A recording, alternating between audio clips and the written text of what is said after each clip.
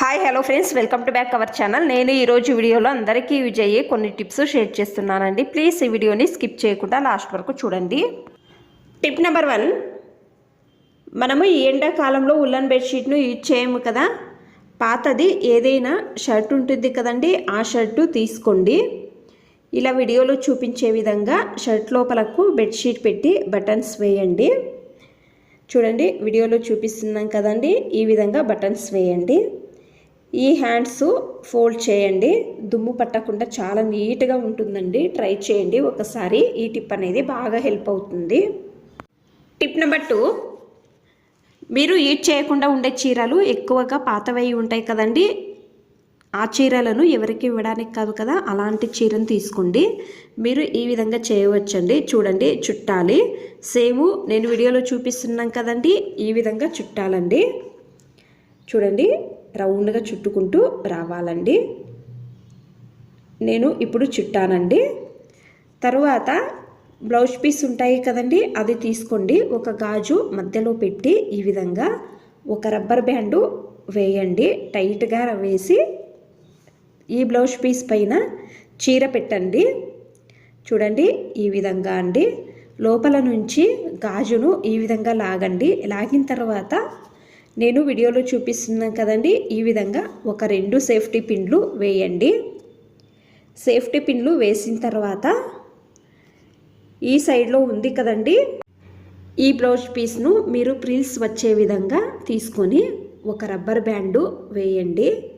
చూడండి, నేను వీడియోలో చూపిస్తున్నాను కదండి, సేమ్ ఈ విధంగా ఒక రబ్బర్ బ్యాండ్ అనేది వేయండి. ఇది సోఫా పైన పెట్టడానికి పిల్లో రెడీ అయ్యిందండి. చూడండి, పాత చీర ఉంటే ఖచ్చితంగా ట్రై చేయండి, చాలా బాగా కనపడుతుందండి.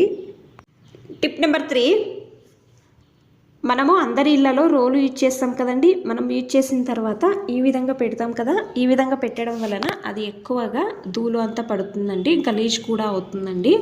మనము ఎంత క్లీన్ చేసినా కూడా ధూళి అలాగే ఉంటుంది కదా. అందుకే మనము ఈ విధంగా స్వీట్ బాక్స్ది వస్తుంది కదండి మూత, ఈ క్యాప్ను తీసుకోండి. నీట్గా మనము సైజు ప్రకారము ఒక టిక్ మార్క్ అనేది చేసుకుందామండి. చూడండి, నేను వీడియోలో చూపిస్తున్నాం కదా, ఈ విధంగా మార్క్ చేసుకోండి. మార్కర్తో చేసుకున్న తర్వాత ఇది మీ దగ్గర కట్టర్ ఉంటే, లేకపోతే చాకుతో అయినా కూడా కట్ చేసుకోండి.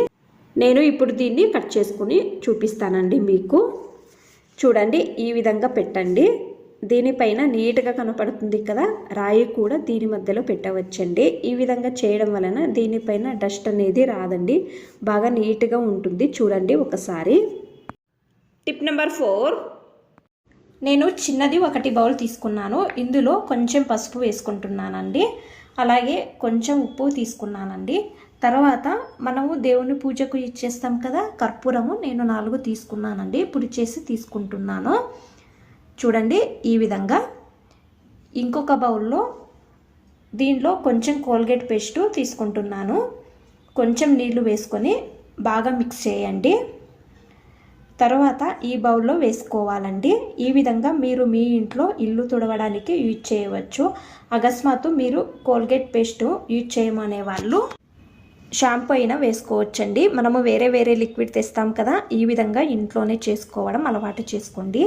మనము ఉప్పు పసుపు వేసాము కదా, దీని నుంచి ఏమవుతుంది అంటే ఏ క్రిమి కీటకాలు రావండి. ఉప్పు కర్పూరము యూజ్ చేసాం కదా, ఇంట్లో కూడా పాజిటివిటీ ఉంటుందండి. ట్రై చేయండి ఒకసారి.